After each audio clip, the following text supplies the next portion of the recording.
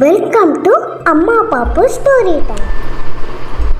கதை கேட்போம், கற்பனை திறனை வளர்ப்போம். ஹாய் குட்டீஸ், இன்னைக்கு நம்ம பார்க்க போகிற கதை எது தெரியுமா? ஒரு குட்டி பையனும் அவன் வளர்த்த ரோஜா செடியும் தான். என்ன எல்லாரும் கதை கேட்க ரெடி ஆயிட்டீங்களா? சரி, கதைக்கு போகலாமா? ஒரு மிகப்பெரிய மலையில் இருக்கிற காட்டுக்கு பக்கத்தில் ஒரு சின்ன கிராமம் இருந்துச்சு. அந்த கிராமத்தில் ஒரு வயசான தாத்தாவும் அவரோட குட்டி பேரனும் வாழ்ந்துட்டு வந்தாங்க.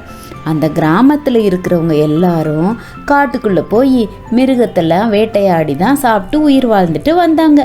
அவங்க வாழ்கிற இடம் ரொம்ப மேடும் பள்ளமுமாக இருந்தனால விவசாயம் செய்கிறதுக்கு போதுமான நிலம் அவங்களுக்கு கிடைக்கல.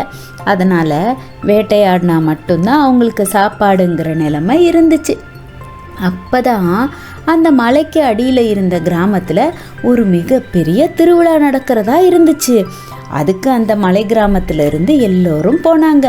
அந்த குட்டி பையனும் அவனோட தாத்தாவும் கூட அந்த திருவிழாக்கு போனாங்க. அப்படி போகிறப்ப அந்த குட்டி பையன் ஒரு ரோஜா செடியை அங்கே பார்த்தான். மலையில் இது வரைக்கும் அவன் ரோஜா செடியை பார்த்ததே இல்லை. அதை பார்த்தோன்னே அவனுக்கு ரொம்ப ஆசையாயிடுச்சு. ரோஜா செடி ரொம்ப அழகாக வேற இருந்துச்சா. உடனே அதை எடுத்துகிட்டு போகணுன்னு சொல்லிட்டு தாத்தா கிட்ட கேட்டான். தாத்தா தாத்தா இந்த செடியை நம்ம எடுத்துகிட்டு போகலாமா அப்படின்னு கேட்டான்.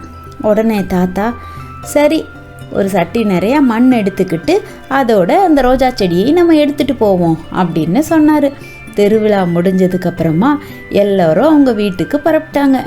குட்டி பையனும் தாத்தாவோட சேர்ந்து ரோஜா செடியையும் எடுத்துக்கிட்டு அவன் வீட்டுக்கு வந்தான். வீட்டுக்கு வந்த உடனேயே வீட்டுக்கு வெளியில் அதை நட்டு வச்சிட்டான். கொஞ்ச நாளுக்கு அப்புறமா ரோஜா செடி பெருசாக வளர ஆரம்பிச்சிச்சு. அவன் அதை பதியம் போட்டு நிறைய ரோஜா செடியை வளர்க்க ஆரம்பித்தான். அப்படித்தான் ஒரு நாள் அந்த ரோஜா செடியில் ஒரு பூச்சி இருக்கிறத பார்த்தான் அந்த குட்டி பையன். அந்த பூச்சியை பிடிக்கலான்னு சொல்லிட்டு அதை போய் பிடிக்க போனால் அது அவனை கொட்டிடுச்சு. வலி தாங்க முடியாமல் அந்த குட்டி பையன் அவனோட தாத்தா கிட்ட போய் சொன்னான். அப்போ தான் அந்த தாத்தா சொன்னார் அந்த பூச்சியை பார்த்துட்டு, இது பேர் தேனி. இது பூவில் இருக்கிற தேனை எடுத்து சேமித்து வைக்கும். இது ஒரு நல்ல மருந்து அப்படின்னு சொன்னார். உடனே அந்த ரோஜா தோட்டத்துக்கு பக்கத்துலேயே ஒரு பெட்டியையும் செஞ்சு வச்சாரு தாத்தா. அதில் நிறைய தேனி வசிக்க ஆரம்பிச்சிச்சு. கொஞ்ச காலத்திலேயே அந்த பெட்டியில் நிறைய தேன் சேமிக்க ஆரம்பிச்சிச்சு. அந்த தேனீக்க அளவுக்கு அதிகமாக தேனீக்கள் பெருகுனனால கிராமத்தில் உள்ள எல்லாத்தையும் அது கொட்ட ஆரம்பிச்சிச்சு. அப்போ சில குழந்தைங்களையும் அது கொட்டிருச்சு. அதை பார்த்த பெரியவங்க கோபப்பட்டு தாத்தா கிட்ட சண்டை போட்டாங்க. அப்போ தான் ஒரு நாள் அந்த கிராமத்தில் இருக்கிறவங்களுக்கெல்லாம் ஒரு மிகப்பெரிய தொற்று நோய் வர ஆரம்பிச்சிச்சு. காட்டில் உள்ள மூலிகைகளை வச்சு வைத்தியம் பார்த்தா எல்லாரும் குணமாகவே இல்லை. நோய் வர ஆரம்பித்ததும் அந்த கிராமத்தில் சேர்ந்தவங்கெல்லாம் வேட்டைக்கு சரியாக போக முடியல.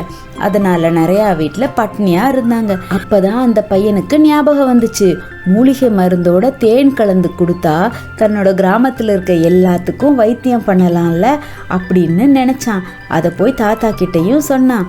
தாத்தா சொன்னார், சரியான யோசனை அப்படின்னு சொல்லிட்டு அவர்கிட்ட இருந்த தேன் எல்லாத்தையும் எடுத்துக்கிட்டு அங்கே இருந்த மருந்தோட கலக்கி கிராமத்தில் இருக்க எல்லாத்துக்கும் வைத்தியம் பார்த்தாரு அந்த தாத்தா. தேன் கலந்த மூலிகை மருந்து அந்த கிராமத்தில் இருக்கிறவங்களுக்கு கொடுத்தனால அவங்களுக்கு நல்ல எதிர்ப்பு சக்தி ஏற்பட்டுச்சு. அதனால் மறுபடியும் எல்லாரும் ஸ்ட்ராங் ஆனாங்க. திரும்பி காட்டுக்கு வேட்டைக்கு போக ஆரம்பித்தாங்க. அவசரப்பட்டு அந்த தாத்தா கிட்ட சண்டை போட்டுட்டமேன்னு சொல்லிட்டு எல்லாரும் ரொம்ப வருத்தப்பட்டாங்க. தாத்தா கிட்ட சாரியும் கேட்டாங்க. அவ்வளோதான். என்ன குட்டீஸ், இந்த கதை உங்களுக்கு பிடிச்சிருக்கா? சரி, அடுத்த கதையில் பார்க்கலாம். பாய்.